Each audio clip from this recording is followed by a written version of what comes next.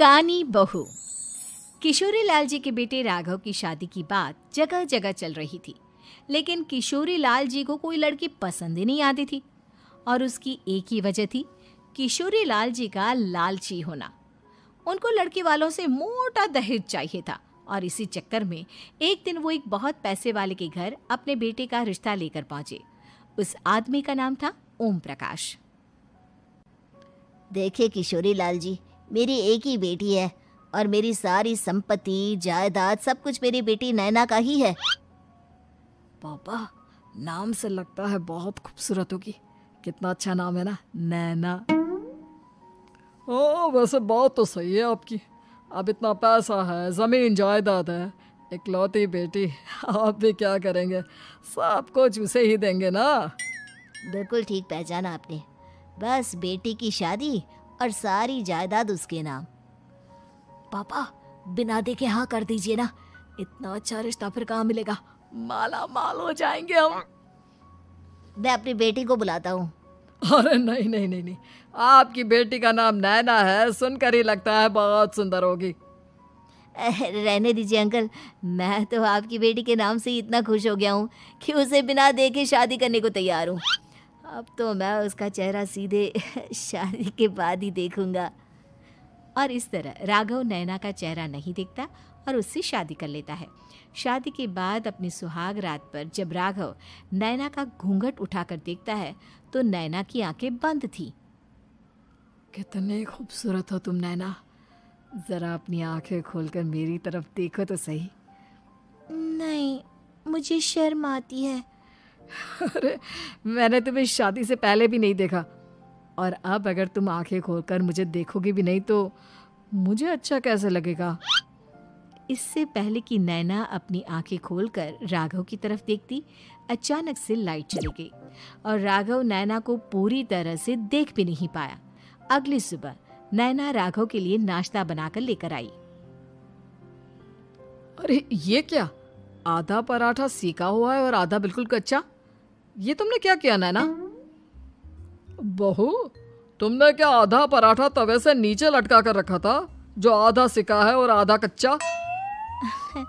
मुझे जितना दिखेगा उतना ही तो सीखूंगी ना पापा जी। जहाँ जहाँ मुझे नजर आ रहा था वहाँ मैंने सीख लिया, जहाँ जहाँ नहीं दिखा वहाँ कच्चा रह गया होगा। इसका क्या मतलब है? ये कैसा मजाक कर रही है तुम? अरे बहू, तुमने इतना लंबा घूंघट क्यों लगाया हुआ है? देखो, हमारे घर में बहुओं को बेटी की तरह रखा जाता है और फिर तुम तो इतना सारा माल लेकर आई हो। देखो, ये घूंघट डालकर रखने की कोई ज़रूरत नहीं है। हाँ नैना, पापा जी ठीक कह रहे हैं, तुम तो आराम से रहो, अपना ही घर समझो। नैना अचानक से अपना घूंघट उठा लेती है। अरे ये क्या पापा, नैना की तो एक आंख फूटी हुई है। नाम से नैना, लेकिन ये तो कानी बहू निकली। मेरे साथ धोखा हुआ है, धोखा। बिना दिखाए अपनी कानी लड़की मेरे संग ब्याह दी। मुझे कानी बीवी नहीं चाहिए।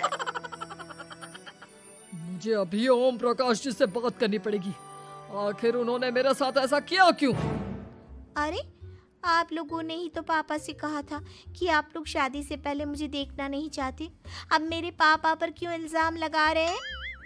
अरे लेकिन उन्हें बताना तो चाहिए था ना कि तुम कानी हो, एक आंख से तुम्हें दिखाई नहीं देता।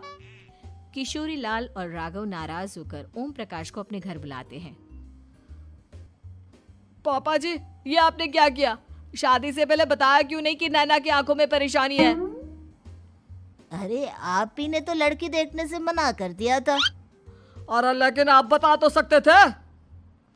आपको तो हमारी बेटी की प्रॉपर्टी चाहिए थी, वो भी पूरी की पूरी। अब क्या हुआ अगर उसे आधा दिखाई देता है?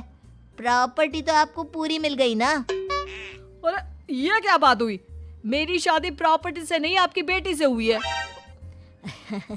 अब ये तो पहले सोचना चाहिए था, तब तो मेरी प्रॉपर्टी देखकर तुम्हारी जुबान लप-लपा रही थी।